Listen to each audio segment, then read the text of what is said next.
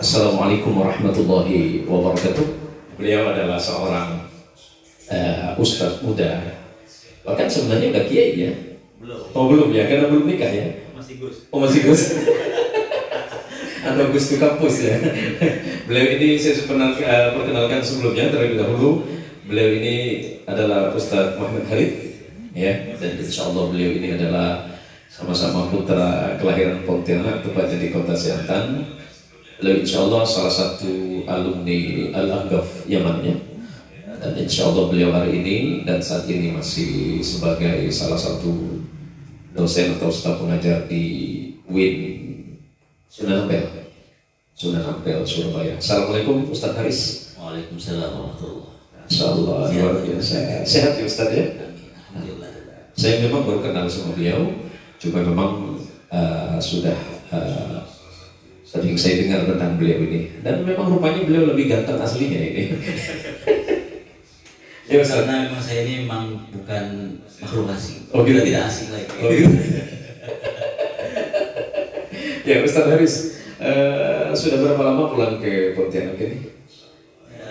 Baru kemarin saya datang, baru landing di Bandara Supadio kemarin. Alhamdulillah masih di swab lagi. Masih dua ya, tapi bukan di swab ya. Oh itu swab ya. Bukan di swab. Bukan di swab, tapi di swab ya. Baik Ustaz Haris, berkenaan dengan tema kita hari ini, mulai dari 14 Mei kemarin ada sebuah kejadian yang sebenarnya kejadian ini sudah sering terjadi, konflik antara bangsa Arab Palestina dan Yahudi Israel. Jadi Ustaz, tentu pada hari ini kita ingin berbagi apa sebenarnya sih yang terjadi dengan bangsa Yahudi atau dengan Arab Palestina dan bangsa-bangsa Yahudi yang kita kenal sebagai yang diceritakan oleh Al-Quran, la tajidanna asyaddan nasi adawatan lil ladzina amanu al-yahud wal ladzina asyraku. Bahwa Al-Quran itu sudah mengkonfirmasi bahwa sebenarnya permusuhan yang paling besar terhadap orang-orang Muslim, orang-orang beriman adalah mereka yang Allah sebut sebagai Yahudi dan orang-orang musyrik. Nah, sebagai seorang pemikir, saya pikir Anda ini sudah berlevel pemikir Islam. Mudah-mudahan seperti itu. Enggak, paling tidak mikir-mikir gitu. Mikir-mikir. Nanti jadi halu lah. Jadi Ustaz, kita tentu pengen mendengar apa sebenarnya Yahudi, apa sebenarnya yang terjadi dengan bangsa Yahudi, kok luar biasa permusuhannya terhadap umat Islam. Saya persilakan Ustaz, fadhal Ustaz. Ya, mungkin sebelum saya antum mukadimah dulu. Betul. Gitu ya. Karena ilmu saya ini masih terbatas. Oh enggak, saya pikir enggak. Kalau usia saya memang melebihi Ustaz. Usia ya. Jadi begini, sebagai bahan pengantar saja bahwa ketika bicara soal bangsa Yahudi, ini dinisbatkan menjadi sebuah agama atau keyakinan, karena memang bangsa Yahudi yang dibawa atau diselamatkan oleh Nabi Musa alaihissalam ketika dibawa nyebrang dari Mesir menuju Filistin atau Palestina hari ini, sejarah panjangnya adalah memang perlu kita jelaskan ya, sejelas-jelasnya bahwa bangsa Arab Palestina adalah pemilik sah dan mutlak tanah Palestina ini. Kenapa saya katakan demikian? Karena memang bangsa Arab itu mendiami tanah yang kita sebut sebagai bumi Syam ya.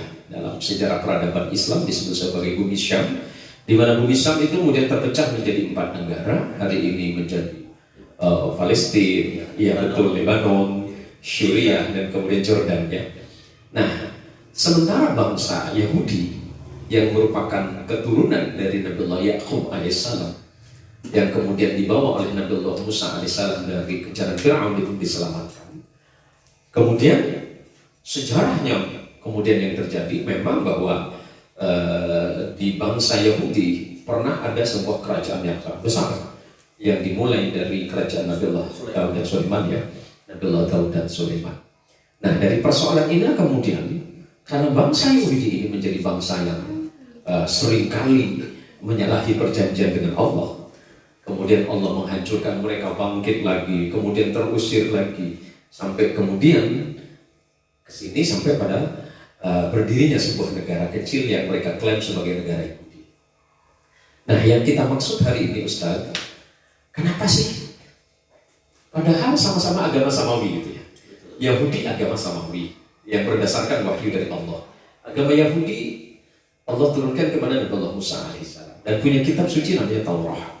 Kemudian Nasara punya kitab suci namanya Injil. Islam punya kitab suci namanya Quran. Padahal sama-sama agama samawi Ustaz. Sama-sama agama langit. Sumbernya satu, agama tauhid. Nah, apa yang sebenarnya terjadi hari ini Ustaz? Saya persilakan. Ya, bismillahirrahmanirrahim. Alhamdulillah wassalatu wassalamu ala sayyidina Muhammadin abdillah wa ala alihi wa sahbihi wa mawala. Amma ba'du. Alhamdulillah, di kesempatan yang mulia ini saya senang sekali karena ini pertama kali, first time untuk berbicara live di Facebook bersama orang yang mulia juga. Antum yang mulia. Ya. Tapi yang menarik ya dari pertanyaan antum Ustaz, bahwa kenapa harus ada perbedaan? Kenapa harus ada konflik padahal semua itu bersumber dari satu sumber, yaitu Allah Subhanahu wa taala. Yahudi, Nasrani ya, merupakan agama samawi ya. Kenapa kemudian terjadi suatu perbedaan yang menimbulkan konflik di antara orang Islam, orang Yahudi dan Nasrani? Yang sebelum kita jauh ke sana, yang menjadi suatu pertanyaan besar dalam benak saya adalah apakah sebenarnya agama Yahudi, agama Nasrani ini adalah merupakan suatu agama yang diakui Allah, ataukah memang sebenarnya hanya pengakuan mereka saja bahwa Yahudi ini adalah agama, Nasrani ini adalah agama? Saya baca di suatu kitab karangan Dr. Syekh Muhammad Ramadan Al-Buti almarhum dari Syria. Syekh Ramadan ya? Iya, Syekh Ramadan Al-Buti ya. Sa'id Ramadan Al-Buti ya. Beliau mengatakan bahwasanya sesungguhnya agama Islam ini adalah agama yang sudah ada jauh sebelum Nabi Muhammad Sallallahu Alaihi Wasallam. Ya.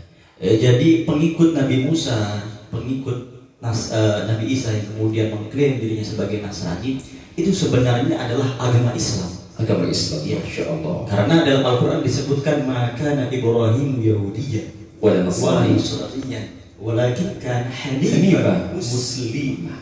Masya Allah. Ya. Jadi bersumber dari agama Ibrahim, dan telah ditegaskan oleh Al-Quran bahwa sebenarnya agama yang murni adalah agama Islam. Jauh sebelum Nabi Muhammad dilahirkan, sesungguhnya agama yang diakui oleh Allah Subhanahu wa taala itu adalah agama Islam. Adapun agama Yahudi, kenapa ada agama Yahudi, kenapa ada agama Nasrani, ini hanya sebagai klaim atau suatu penamaan dari pengikut Nabi atau penisbatan. Ya, pengikut Nabi Musa yang kemudian mengklaim bahwa mereka adalah Yahudi. Kemudian Nabi Isa yang kemudian mengklaim dirinya sebagai Nasrani. Ya, padahal pada aslinya, hakikatnya semua itu adalah bersumber dari agama Abraham yang dikatakan oleh Allah bahwa Nabi Ibrahim itu adalah hanifan muslimah. Ya, apakah namanya Islam karena Islam ini adalah dari bahasa Arab, tapi pada dasarnya hakikatnya itu adalah sama sebagaimana Islam. Berarti kalimatun sawa. Kalimatun sawa. Masya Allah, ini baru mulai, ini pencerahan baru, ini luar biasa ya. Terima kasih. Ini menjadi sangat menarik Ustaz. Menjadi sangat menarik kenapa ini berbicara tentang dasar pemikirannya kan sudah jelas tadi ya. Bahwa pemikiran Al-Quran itu sudah menyajikan bahwa sebenarnya mulai dari Nabi Adam sampai kemudian Nabi pembawa tauhid itu yang kita kenal sebagai bapak moyangnya Nabi para Nabi membawa agama tauhid adalah Nabi Ibrahim, sudah menjelaskan bahwa Allah sudah menjelaskan bahwa akarnya itu adalah akar agama Hanif, agama Nabi Ibrahim alaihissalam, yang kemudian ada penisbatan karena menisbatkan dirinya sebagai Yahudi, menisbatkan dirinya Nasara, dan kemudian sebenarnya mereka ada muslimah, Hanifah muslimah. Ini luar biasa sekali. Bersama-sama kita mendoakan saudara-saudara kita hari ini yang ada di tanah Filistin, di bumi Sam, yang tengah menghadapi ujian yang sangat berat dari Allah Subhanahu wa taala.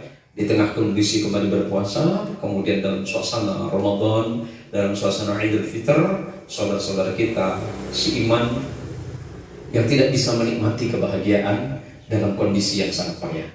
Jadi kemudian Ustaz Harith, konflik yang terbangun, konflik iman, saya pikir konflik keimanan yang menjadi narasi pembenaran terhadap kekerasan, tindakan atas nama agama, tindakan atas nama Tuhan dan seterusnya.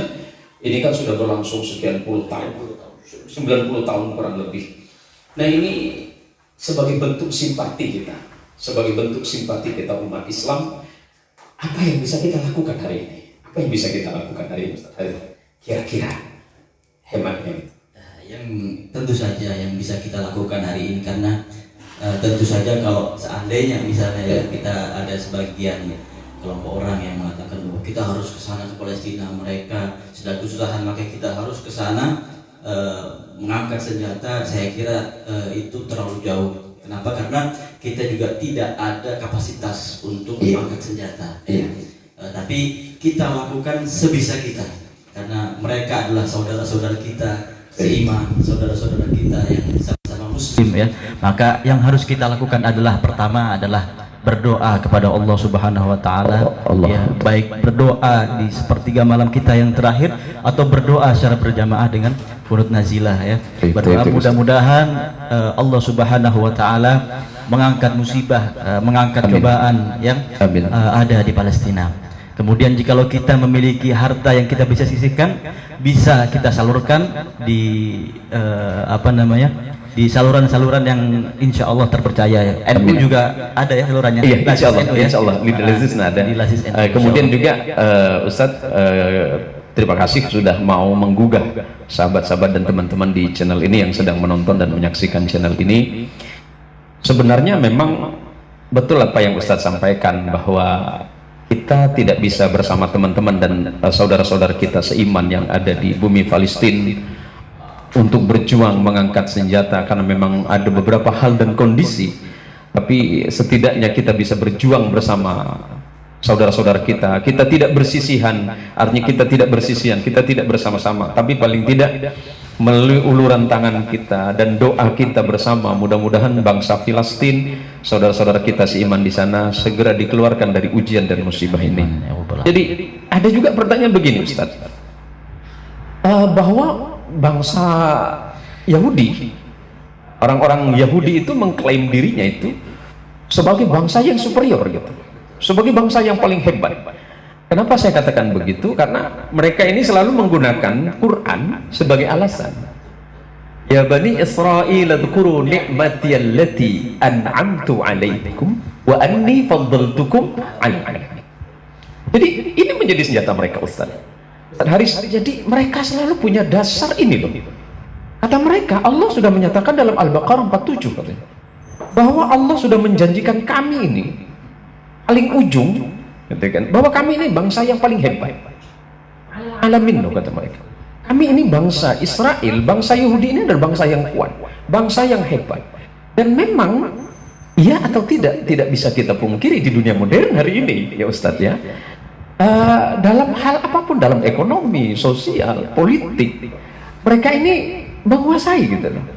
Nah, hingga ini menjadi sebuah alasan bagi bangsa-bangsa Israel atau Bani Israel, dalam hal ini bangsa Yahudi, selalu memandang kita ini sebagai bangsa rendah. Di luar Yahudi itu bahkan mereka menggunakan istilah-istilah yang tidak lazim gitu. Sampai mereka mengatakan kalau bangsa Yahudi itu tidak boleh kawin silang sama di luar Yahudi, karena itu akan menghilangkan kesucian Yahudi. Jadi terkait dengan ini, ketika mereka menggunakan Quran itu sebagai tameng, wa anni faddaltukum 'alal 'alamin, kami ini sudah dijanjikan oleh Allah loh, kami ini paling hebat di antara kalian semua. Nah, kira-kira ini apa sebenarnya, Ustaz? Apakah memang seperti apa gitu?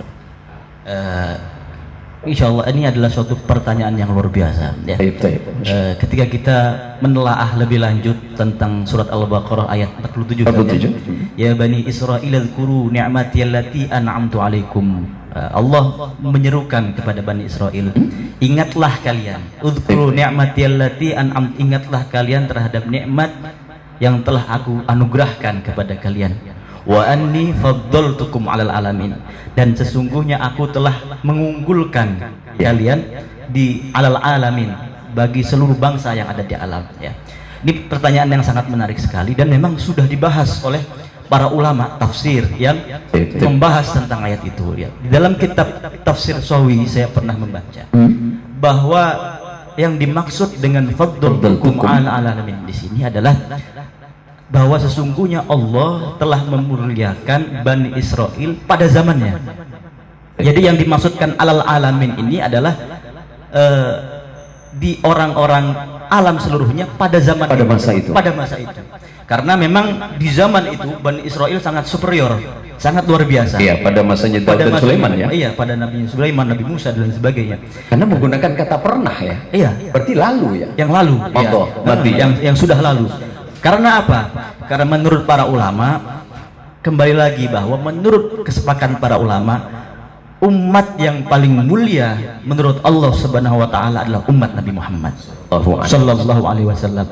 Jadi yang dimaksud dari ayat tersebut tidak mungkin suatu ayat ini bertentangan dengan hadis, bertentangan dengan apa yang telah disampaikan oleh Rasulullah. Dengan Rasulullah pernah mengatakan bahwa umat Nabi Muhammad ini adalah sebaik-baiknya umat. Di dalam ayat lain disebutkan kuntum khaira ummatin ukhrijat linnas. Jadi Nabi Muhammad, umat Nabi Muhammad ini adalah paling mulia-mulianya Nabi. Dan umat Nabi Muhammad ini adalah paling mulianya umat. Berarti sebenarnya ayat yang dimaksud sudah terkoreksi, ya. Ya, berarti sudah dimansuh, ya. Ya. Jadi al-alamin yang dimaksud dari Al-Baqarah ayat 47 ini adalah faddaltukum ala alamin fi zamanihi. Nah, fi zamanihi, tadi pada zamannya. Sedangkan setelah ada Nabi Muhammad, maka umat Nabi Muhammad inilah ada umat mulia yang mulia, karena ada ayat lain yang mengatakan kuntum khairu ummatin, dan Nabi Muhammad ini adalah sayyidu waladi Adam wala fakhr. Nah, jadi yang dimaksud adalah pada zamannya. Masya Allah, ini justru saya ngaji hari ini. Aku jadi nggak alim cuk hari ini cuk. Ya, kita saling berbagi Ustaz. Saya juga banyak belajar dari antum. jadi luar biasa memang diskusi kita hari ini. Ini Masya Allah, seorang Ustadz muda. Perlu saya ingatkan kembali bahwa beliau itu adalah alumni Al-Ahqaf Yaman dan S2-nya di Sunan Ampel, Ustadz, ya. Cuma memang sekalian promosi. Promosi tanpa iklan, Ustadz, ya. Insya Allah free iklan ini. Beliau ini masih belum nikah loh. Ini problem besar nampaknya ini. Siapa tahu di antara jamaah-jamaah kita yang hadir, yang nonton di channel ini berkenan ya untuk jadi yang ketiga, apa yang berapa, Ustaz?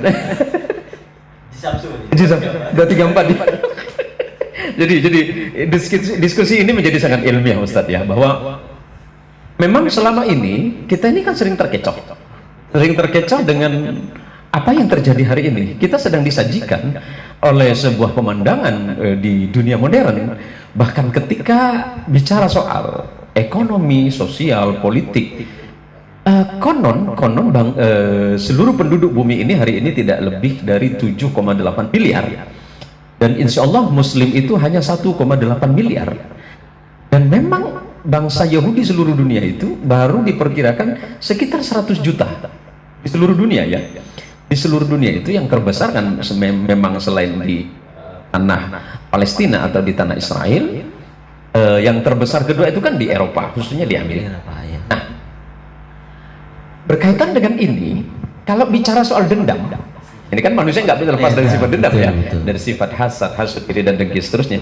Sebenarnya dari faktor kesejarahan yang panjang, di mana bangsa Yahudi selalu terusir dari sejarah awalnya, mereka diusir oleh Fir'aun dari tanah kelahiran mereka. Sebenarnya tanah kelahiran mereka kan di Mesir, ya, di Mesir, karena memang Nabi Allah Ibrahim alaihissalam, kita sedikit jadi kalau boleh sedikit kita lagak, bolehlah hari ini saya lagak gitu ya, ke Mukhtarul itu ya sebenarnya pura-pura pintar aja gitu. jadi sebenarnya gini loh, bahwa Nabi Allah Ibrahim alaihissalam kan memang bukan bangsa Arab, ya, tapi berasal dari Ul Kaldani yang hari ini kita sebutnya Irak. Kemudian Nabiullah Ibrahim itu kan punya 2 istri. Nah, ini 2 istri. Kata 2 istri ini sangat menginspirasi Ustadz Mukhtarul sebenarnya. Ini inspirasi yang luar biasa yang ini. Beliau ini selalu chat saya gitu. Tolong jelasin tentang Nabi Ibrahim yang istrinya 2 gitu. Tapi jangan bicara depan saya. Saya satu aja belum. Belum beristri ya.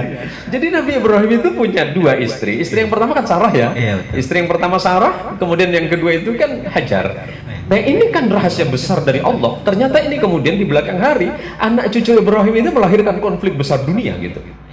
Kenapa saya katakan begitu? Dari istrinya Sarah melahirkan seorang anak laki-laki bernama Ishak, dan Sarah kan orang Mesir. Sementara dari istri yang kedua Siti Hajar itu melahirkan Nabiullah Ismail yang memang bangsa Arab kan. Nah, Nabiullah Ismail itu menjadi Arab karena dari ibunya. Dari ibunya yang Hajar dari Filistin, dari tanah Arab, dari tanah Syam. Nah, kemudian Ishak melahirkan Yakub, yang kemudian anak cucu Yakub itu kan disebut Asbat ya. Jamak Esib tuh ya. Anak cucu Yakub yang kemudian mendiami tanah Palestina yang sebenarnya sebelumnya didiami oleh bangsa Arab. Ini kan menjadi penting untuk dijelaskan. Jangan terkesan bahwa bangsa Arab Palestina yang datang ke Palestina, yang datang itu Bani Israel gitu. Anak cucu Israel yang datang ke sana. Kalau yang mendiami tanah Palestina itu sebenarnya bangsa Arab. Nah, kemudian hari ini nih Ustaz, sejarah itu menjadi sangat aneh. Jadi sangat aneh kenapa? Konon ada yang mengatakan begini dalam konteks kesejarahan umum bahwa hanya para pemenang semata yang dapat menuliskan sejarah. Nah, hari ini sejarah yang berkembang di luar sana itu kan menjadi sejarah yang tidak bertanggung jawab. Seakan-akan bahwa bangsa Arab Palestina itu datang gitu. Padahal setelah Perang Dunia, bangsa-bangsa Yahudi yang terusir dari Eropa, kemudian mereka datang tahun 1947. Tahun 1947 mereka diusir oleh Hitler. Wah, ini jadi sok pinter sejarah jadinya. Diusir oleh Hitler dalam peristiwa Holocaust. Kemudian mereka terusir. Tahun 1947 mereka masuk Palestina, dan tahun 1948 mereka mendirikan negara. Dan sebenarnya yang menolong ketika terusir ya, bangsa Israel ketika terusir yang Hitler itu mengusir ya, itu yang menolong orang Islam sebenarnya, orang Albania. Orang Albania, Masya Allah. Tapi bukan saya Albani kan? Kalau si Albani itu beda lagi. Oh beda lagi ya. Karena sama-sama Albania maksudnya. Iya. Negara maksudnya. Oh, negara gitu. Jadi begini. Orang itu menjadi ya. Ada sebagian yang bingung, ada yang tahu tapi bingung kok iya ya. Kok bisa tuan rumah kedatangan tamu, lama-lama malah tuan rumah yang terusir gitu. Nah ini gejala apa sebenarnya Ustaz? Gejala apa sebenarnya ini?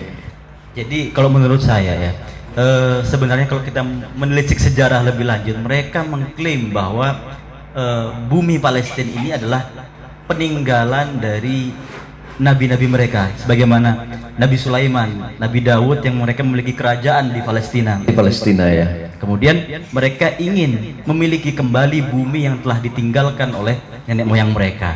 Sehingga sebenarnya kalau kita telusuri lebih lanjut, konflik ini bukan hanya sama antara umat Yahudi sama orang Muslim, sama agama Nasrani.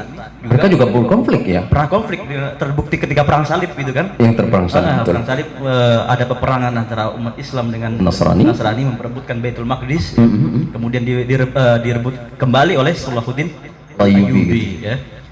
Itu sebenarnya memang kota yang memiliki sejarah dari 3 kepercayaan Samawi ya, Yahudi, Nasrani dan Islam ya. Oh, kalau begitu, kalau bahasa saya di kampung itu one city, three fight. Iya, satu kota 3 iman. 3 in 1. Orang pinter kan?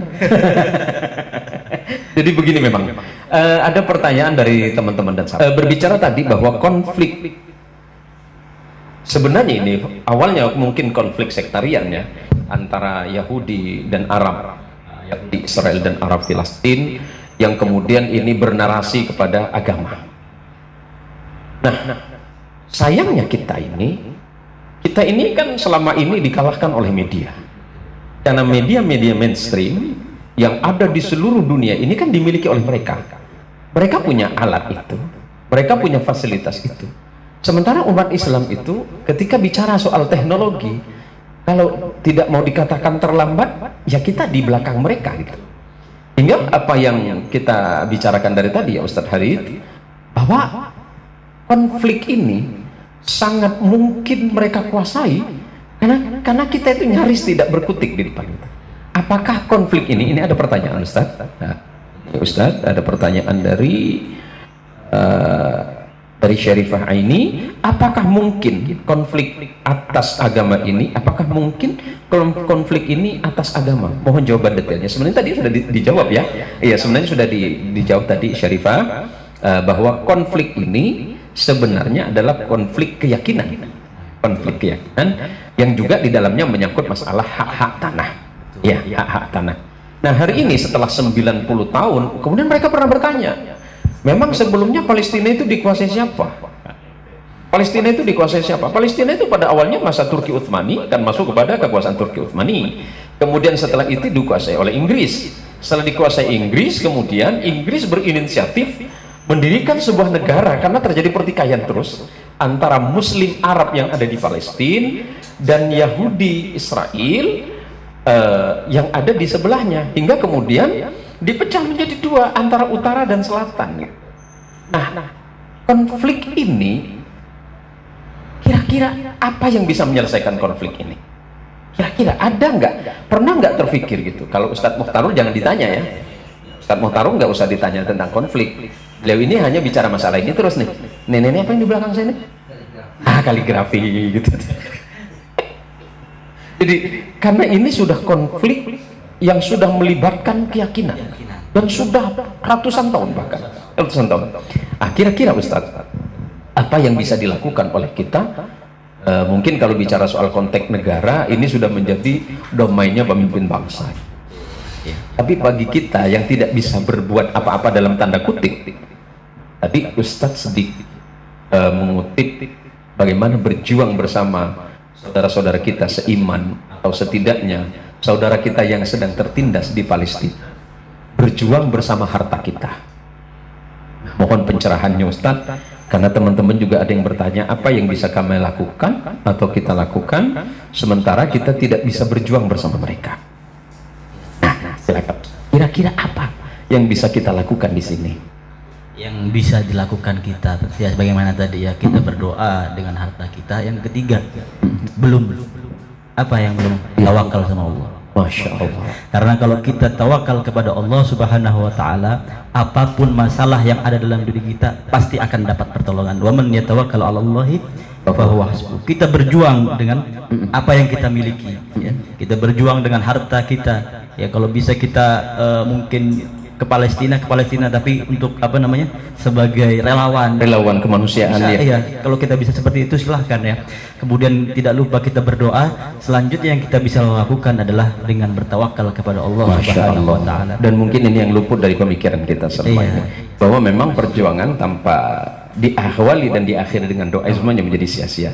Dan ketawakalan atau penyerahan diri kepada Allah pasti itu lebih baik, Ustadz ya. Baik Ustadz, terima kasih. Ini sebenarnya masih banyak yang mau kita bicarakan, dan sahabat-sahabat yang sudah hadir di majelis kita siang hari ini, bahwa sebenarnya acara ini tidak ada lain tidak bukan adalah sebagai bentuk rasa simpati dan empati kita terhadap saudara kita seiman, saudara kita senasib, bahwa bangsa Indonesia juga pernah menjadi bangsa terjajah ratusan tahun, kemudian hari ini saudara kita rakyat Palestina terjajah di tanahnya sendiri, mereka menjadi tamu di rumahnya sendiri, sementara kita saudara-saudara yang sebenarnya rakyat Palestina pernah memberikan dukungan atas kemerdekaan Republik Indonesia ini. Nah, sebagai bentuk solidaritas kita, di channel Zain Muhsin Official mempersilahkan untuk memberikan donasinya, dan linknya sudah ada ya, silahkan. Gimana? Oh, sudah ada ya. Bagi teman-teman yang sudah menyumbangkan hartanya di jalan Allah, insya Allah kami akan mengikhtiarkan sebaik-baik mungkin untuk menyalurkan ini kepada saudara-saudara kita yang ada di Palestina. Mungkin bagi kita tidak seberapa, tapi sebenarnya bagi saudara kita yang ada di Palestina ini adalah hal yang sangat biasa. Setidaknya kalau kita tidak bisa berjuang bersama mereka, mengangkat senjata paling tidak kita mengangkat kedua tangan kita untuk mendoakan penderitaan dan kesusahan saudara kita yang ada di Palestina. Baik Ustadz Haris, sebenarnya Ustadz Haris ini kan pernah belajar di Timur Tengah ya. Ini balik lagi sebenarnya, belajar di Timur Tengah. Beliau ini alumni Yaman, Universitas Ahqaf. Teman-teman itu selalu bertanya, Ustaz. Teman-teman itu selalu bertanya, bagaimana sih karakter bangsa Arab sebenarnya gitu. Kenapa kemudian bangsa Arab itu yang jumlahnya itu kurang lebih 400 juta, kemudian terpecah menjadi 22 negara sebagai negara Arab atau yang terarabkan? Karena yang kita pahami kan ada beberapa negara Afrika yang terarabkan ya, mulai dari Maroko, Sudan, yang ada Aljazair, ada Tunis, bahkan Masri sekalipun kan masuk Afrika, tapi kemudian menjadi terarabkan. Bahasanya sama, kemudian kebudayaannya juga mirip. Dari 400 juta itu, kenapa sih tidak bisa bersatu? Kalau dulu itu kan ada namanya Liga Arab katanya. Liga Arab yang dimotori oleh Mesir, oleh mantan Presiden Husni Mubarak, kemudian Presiden Irak almarhum Saddam Hussein, kemudian Libya almarhum Muammar Gaddafi. Kemudian fungsi Liga Arab ini kemana gitu? Ini sebenarnya mungkin pembicaraan saya agak terlalu melebar ya. Pembicaraan saya agak melebar, tapi ini menjadi sangat unik bagi kawan-kawan. Bangsa Arab yang begitu besar kemudian tidak mampu menghadapi hanya sekian juta orang yang ada di yang kita sebut sebagai Yahudi. Sebenarnya apa yang terjadi dengan bangsa Arab? Padahal ratusan juta kok tidak bisa menghadapi hanya sekian juta yang ada di Palestina kira-kira? Kalau menurut saya iya tadi ya, bahwa bangsa Arab ini sekarang sudah tidak lagi seperti dulu. Jangan bangsa Arab deh, kaum muslimin yang ada di Indonesia, dan seluruh dunia ini belum bisa bersatu padu, belum bisa bersatu ala kalimatin sawa. Ala kalimatin sawa. Iya, karena kita terpecah dengan adanya sekte-sekte tertentu, golongan dan kepentingan tertentu, sehingga di Arab tidak memungkiri bahwa di Arab sendiri untuk mengatasi masalah negaranya sendiri aja udah susah. Saya dulu hidup di Yaman, di negara yang mana ekonominya tergolong lemah. Jadi jangankan untuk ngebantu Palestina, untuk membangun negaranya sendiri aja masih kesusahan. Kemudian Arab Saudi yang mungkin negaranya maju, tidak bisa dipungkiri Arab Saudi sendiri masih sibuk dengan urusannya sendiri, dan masih ada kaitannya dengan Amerika. Itu ya. Iya. Jadi ada kepentingan yang ada besar. Kepentingan yang besar. Berarti motif ekonomi, betul. Motif dan kepentingan ekonomi ini bahasa sok pinternya gitu ya. Iya. Motif dan kepentingan ekonomi serta politik mengalahkan kepentingan keyakinan. Keyakinan.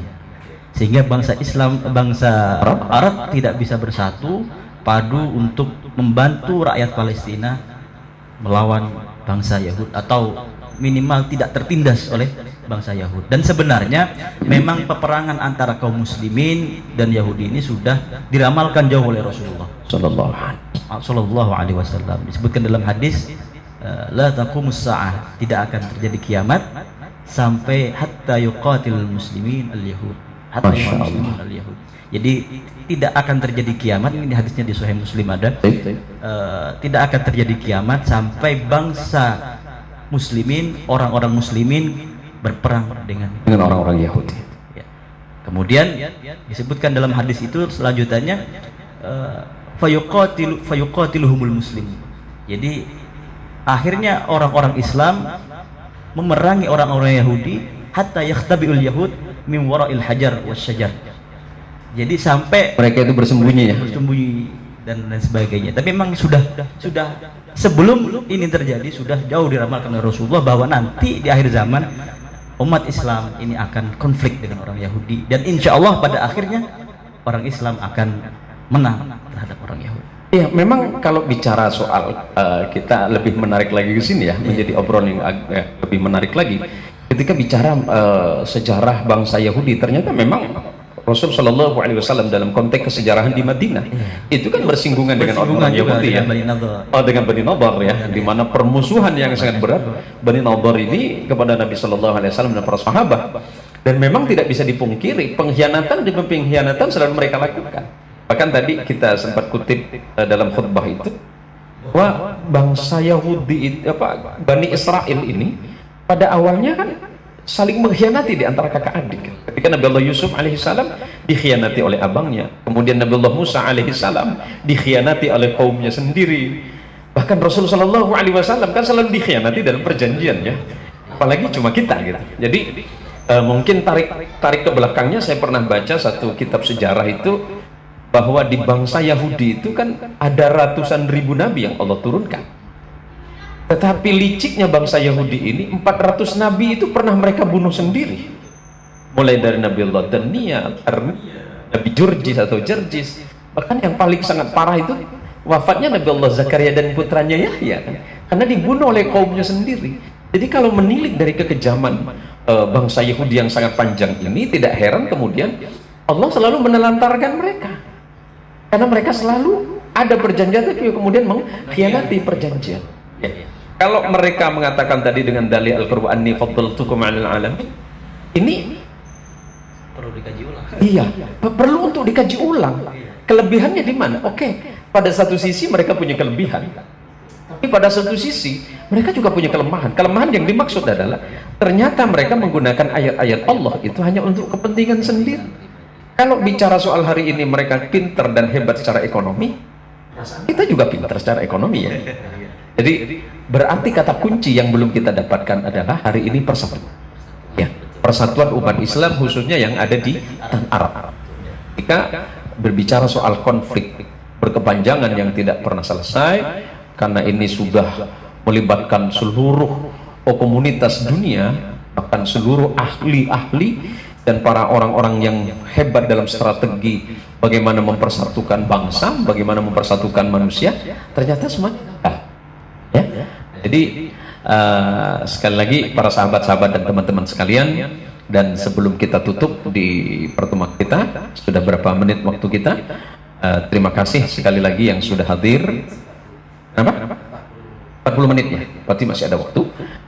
Begini, kira-kira nih Ustaz, hari kita tidak bicara tentang yang jauh ke sana dulu ya, kita masuk ke Indonesia. Kita tadi bicara soal persatuan, karena dari sekian firqah yang ada di umat Islam, apa sataftariqu ummati, bahwa kata Rasulullah itu umatku itu kan terpecah, iya kan, 73 gitu kan, 73 firqah.